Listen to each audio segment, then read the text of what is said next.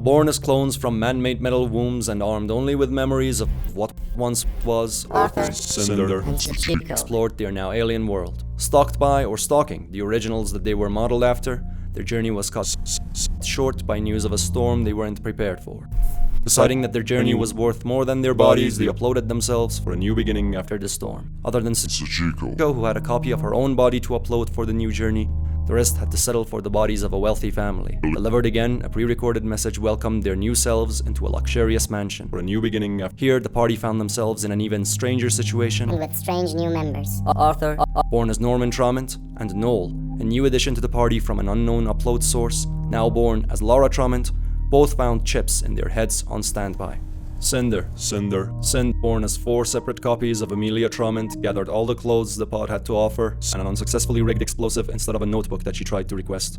All before losing one of herself to an oversized mutated toddler, who quickly fled with the corpse through the same hole it came from. Sachiko, born in her own body from a pod meant for a toddler, ended up damaging the pod that she dropped out of. John, first a player, now an NPC, and born as Logan Tromont, only got a spray of blood and shredded toys pumped into the pod. Arthur strayed off carelessly to explore, while the rest found their friend Alice mutated and changed in the family pet pod. Removing her from the pod resulted in a hair-thin leak of biomatter that began mutating Now, we stalk them for our own personal entertainment. for the remainder of their journey. Currently, Sachiko, Cinder, you two are looking at John try to fight off this almost non-existent beast unless you're looking at where the hair is just gathering most. I'm gonna look to Cinder left and right and sign to them to get the wires out of the wall and bring them over. I'm gonna have them expose wires and bring them and electrocute this bitch. One of them, the hands let go and she tumbles down on the ground, goes back to try again.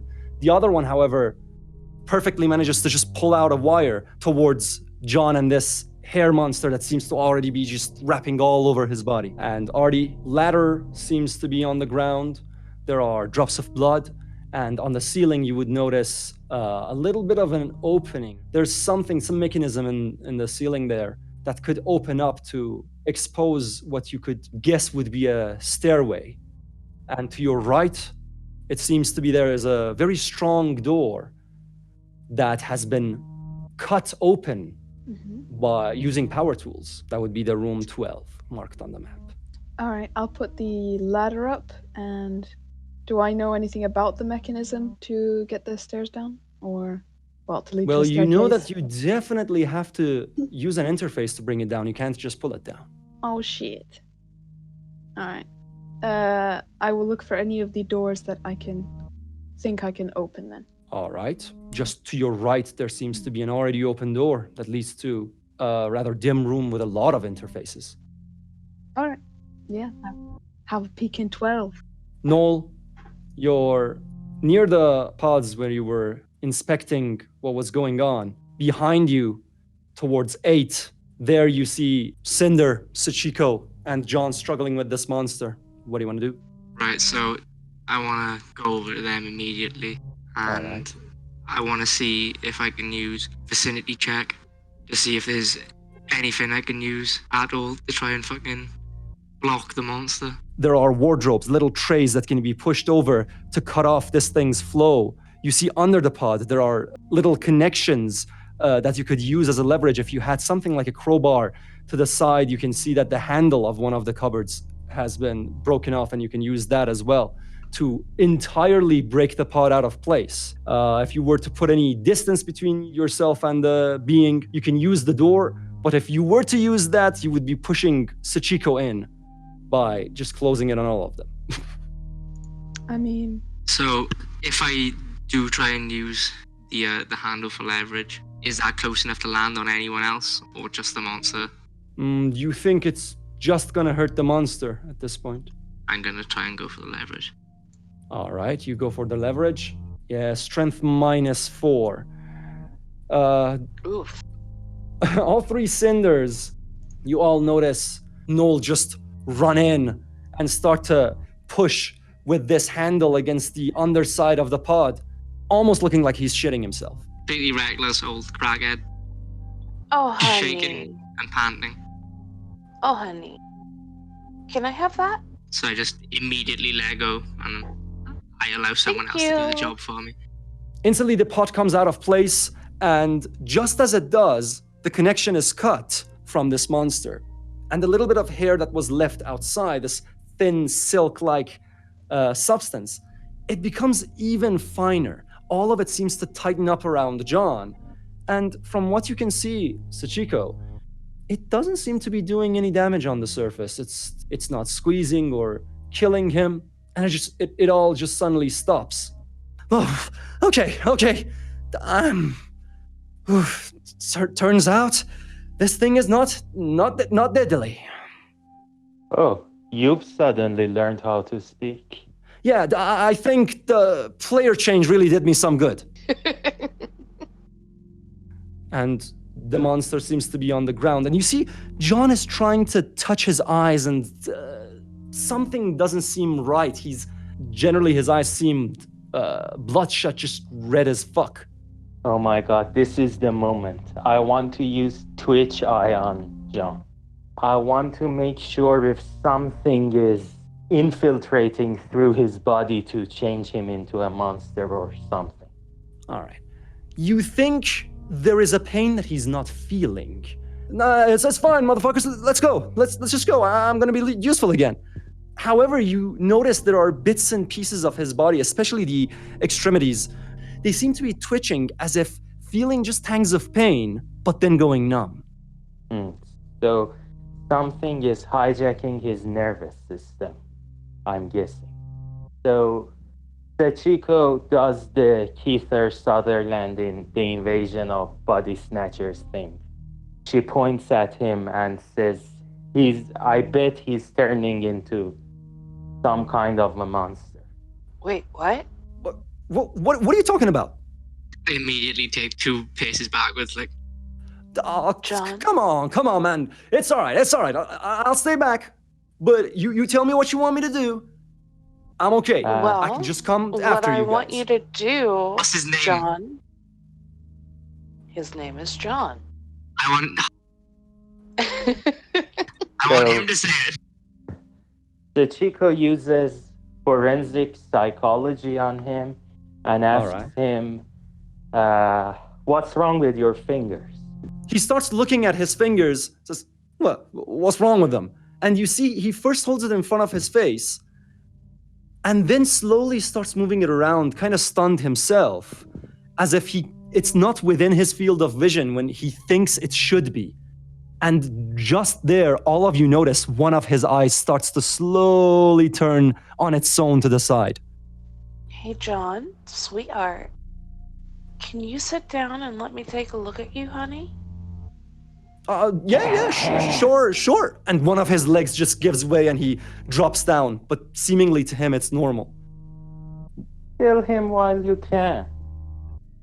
Okay.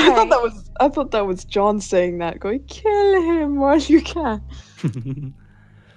John? we could do something, right? I could go back Yeah. near the pods and you could close the door. I care about your well-being, all right? But don't kill me just yet. Though? I'm gonna knock him out. Maybe not anything specific. You hit him over the head. He doesn't have quite a lot of endurance as a little boy now, and instantly drops down. Now there's Yep. a moment of calm. Yep. Just all the hair outside seems already dead and motionless, and he's just on the ground. Is his body twitching of its own volition? Not currently. Interesting. Can I use my bioanalyst to see if it's really dead or the creature is still going to take over and get up? No, I didn't kill him. I just knocked him the fuck out so we could talk. You check, Sachiko, and what you see is there seems to be a little bit of just strains of that same hair in his mouth, and he seems still alive and not even knocked out. But as if that same artificial filament that would keep you guys from ever mutating and turning into any other creation, it seems like he's slowly throwing bits and pieces of it up, as if the hair has slowly started to disconnect the entirety of his nervous system, all the green parts, from the rest of his body, and he's basically puking out this mixed of gooey red and green. He's puking up slowly his insides as it all disables inside him. Right, so I'm already a couple steps away from this anyway, but Yeah. I want to, because I'm got a little bit of distance, I want to use surveillant and just stay still and just watch the room in case any other fucking weird shit starts happening while we're all hyper-focused on this. You think you can hear some sounds. There are bits and pieces of bones being dropped down from the hole again. Right, so there's definitely some other shit going on in here, and I want to let everyone know I can hear some strange noises outside. Sachiko tells Cinder, listen, this thing has already lost 80% of its humanity, so I think we should burn it. Burning, maybe not so much, but electrocuting the fuck out of it for right now and cutting off those hairs, absolutely. Cinder What? left. Well, with engineering, I could probably be able to make those wires a little bit more powerful, just through connecting them to the looser ones. So if we need to electrocute that thing, then I need to know now. Yeah, get it done, please. Okay, so So I can while- run over. While these two are doing this, Sachiko will look at the hole, keeping the escape routes in mind. All right. You look at the hole. Anything specific you want to know about it? It just seems like a giant hole in the wall with layers and layers after layers of just armed concrete and lots of other materials that are supposed to protect this place. And this thing seems to have been just grinding through them for a very long time. You see Noel just kneel down near the hole and start to put the wires together. And by the way, Noel, you hear something as well. A human male going, "You're disgusting." Just like you did to your mother. And then again, more bones drop down. Right, so I'm going to immediately jump back from the hole, if I'm guessing it came from that direction. It still does seem to be from quite a distance up from where you are, but you still do manage to connect the wires, by the way, before you jump back. Because now I have like a big bonus to hearing, or well, 4. Can I use that at all to try and gauge how far? This is coming from at least 1, 2, 3, 4, or you think even 5 levels above, 5 stories above. You think this would be like around in the attic or something.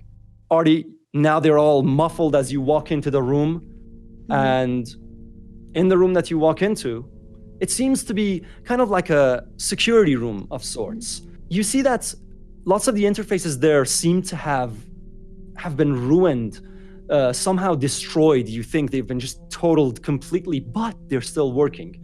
And on the ground, you see there are lots of documents. A lot of them, they look like house maps.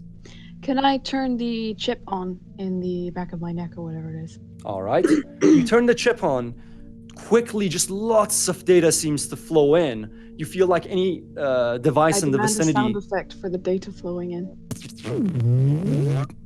And you have everything flowing into your artificial brain at the moment.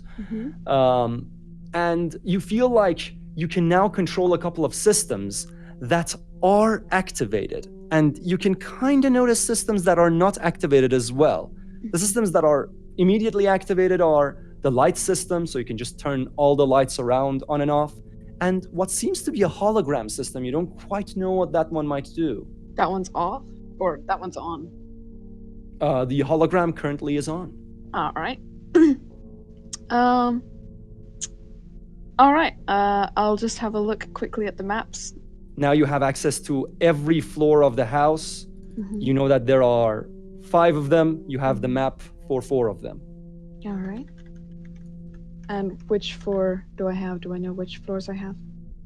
Yeah, you have the shelter, you have the basement, you have the first floor and the second floor. So, do I know any ways to escape or get out through the 4 maps that I have?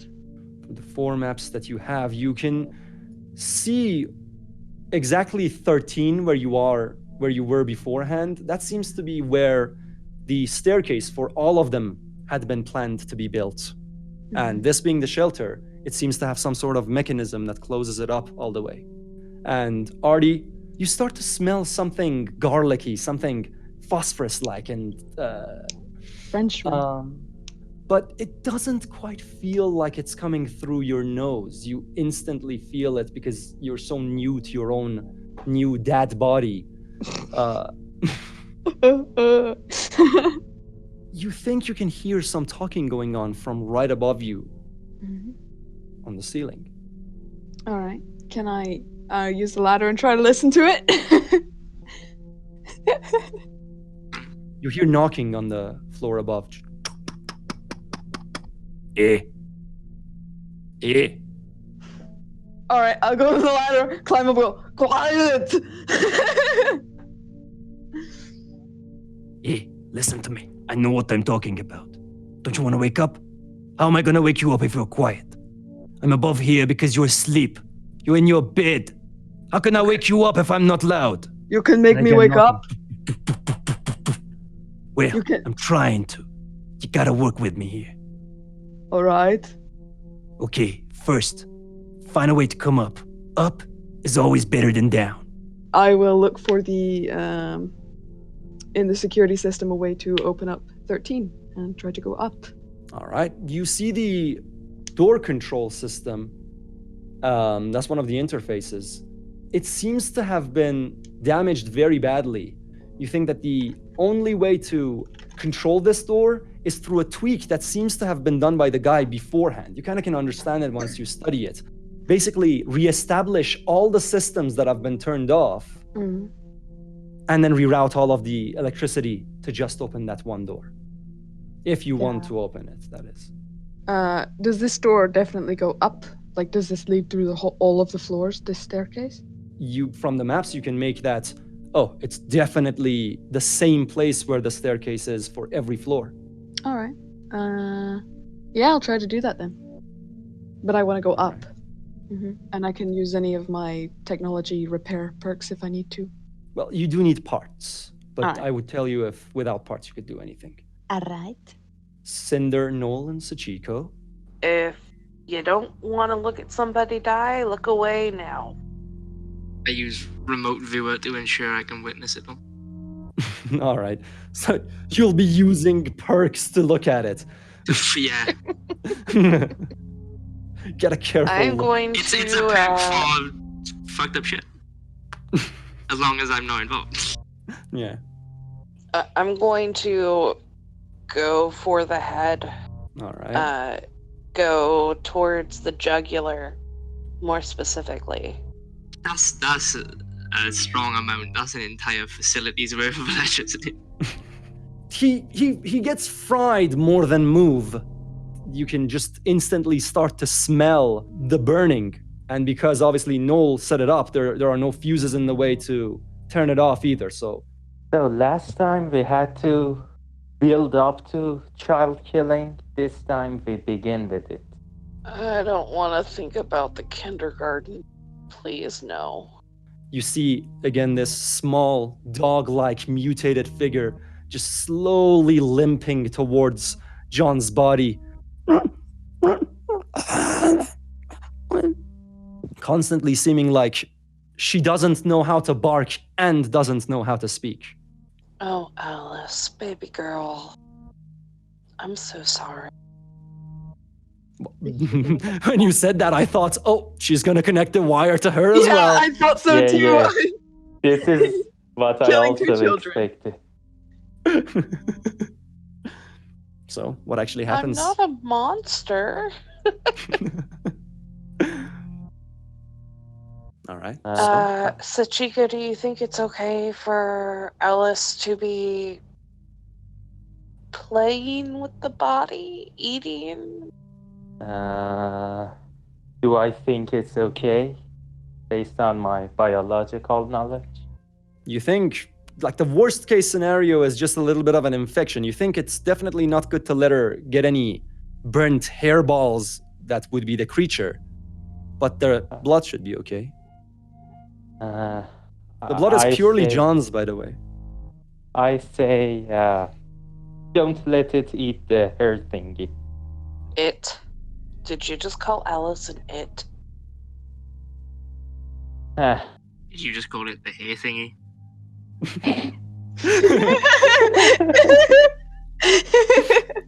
That's John! You get 3 mother glares out of each of the cinders. Alice is already dead, and you know that. If Nola's glaring too, then that's 4 moms, so... Yes, I am the strongest glare of all. The true mother glare. You're staring and glaring for John, though. By the way, is Artie at all hearing the conversations going on with them, or is he not paying any attention? He's not paying any attention. He wants to find the voice now. He's obsessed with finding the voice. So, if nothing is coming out of the hole, Sachiko is going to pick up the bloody paper and inspect it, but also she's still going to pay half a mind to the hole because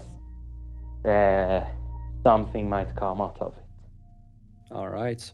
Noel, you're still keeping an ear out for the hole, and you see Sachiko start to move towards where the entrance of this huge, luxurious hallway is, and start to inspect the paper on the ground. First things first, Sachiko, you notice that the paper on the ground is stepped on quite a lot, and there are drops of blood all over it, and they seem to be from very, very long ago. Some of the drops of blood are on the paper, some of them around it, splashed in a way that is kind of strange to you. You think it probably has come from the ceiling. Before I read the paper, I want to look at the ceiling and then read the paper. All right. You look up at the ceiling and it's just a very impeccably decorated and seemingly handcrafted like designs hanging from the ceiling with the chandeliers. It seems like a normal ceiling. And then I want to read the paper if I still have it here. Also, without picking it up, I just look at it as I'm standing over it. Halfway, you kind of notice that there are 2 papers kind of close to one another, one under the other. The first one reads, "Logan thinks he can sadden me by taking my writings off the walls. I have decided that I will keep them in my library with all the books Father gave me." You think that whoever was writing these had a very shaky hand. I guess it might be the sister. So basically Cinder, the body that Cinder is inhabiting. Yeah, because Logan was the name of the younger boy that we just fried, yes? Yes. Am I remembering it correctly? So... Yep. And Artie, you check the terminal, you see one system. I'll first tell you the systems that are on the upside of the map, the room. You see that there's an intercom, there is a chip mail device, there is a remote system control, there is a hologram, and there is actually a camera system with a pile of security cameras that have been detached apparently and piled up beside it. Now you can inspect any of these choices closer, look to another direction, or anything that you like. The way chip mail is written, is that M-A-I-L? Chip mail? Yes. Yes. Chip mail. I want to have just a brief look through all of them. All right. Just to know if there's anything relevant for opening the stairway thing. You think that these definitely work into trying to reroute all the electricity towards the stairway. You know that these have to all be turned on for it to work. And you know that the camera pile is on. Technically, the system is on, even though the cameras have been detached. The intercom works, the chip mail works, the remote system control works, and the hologram works. So whatever system is not working is not in here. Well, I'll turn them all on, I guess. And can I check the security camera for the upstairs where the knocking was coming from, or are all the cameras detached? You could check what seems to be a bit of footage actually stored in there. Yeah, I'll do that. What you actually see is a lot of different cameras in the same place. It seems to not expand anywhere else in the house. And you think that the request to record this was done by an external source. You see the recording of the family exiting the pods, all being happy and getting dressed and quickly embracing one another, a bit seemingly alarmed by the lack of presence of something or someone and looking around. And you see them go around, try to look into the store, number 10, so the room all the way to the far right. That's the storage. They get a couple of things. You see the father messing with the security room, going into the room to the right of the security room, the 11, which looks to be his office. You see that he works some of these devices and these computers, and there's a look of anger and then fear that washes over him. And then you see him look above at the camera that's right above him. And he quickly starts rushing over, jumping and starting to detach all the cameras. And then it all cuts off. Interesting. All right, I want to go to the other room when it's my turn. All right. You can. And Sachiko, you read the paper. Cinder, the three of you are there. I'm gonna get the other two. I'm gonna throw a dress to each of them, get them dressed. Sachiko? So I want to read the second letter. You said two papers were connected to each other. And also, I want to use my medic on the handwriting. Does my medical knowledge tell me anything about why the handwriting was misbehaving? Ooh, let me roll for that. You have triple suck. How lucky. You understand that there seems to be a mixture of two reasons. All three bodies that Cinder is inhabiting, as quick and as athletic and nimble as they are, they seem to have a little bit of like a Parkinson's type of shake, but this seems much more disturbed. So you think the mental state of the person writing them was in dire condition as well. And the second letter? If you read this, Mother hides better than you. You're worthless. She is there and she is watching you. You can't even read, can you? Good God, that's a lot of teen angst. That's a lot of teen becoming slowly a zombie angst.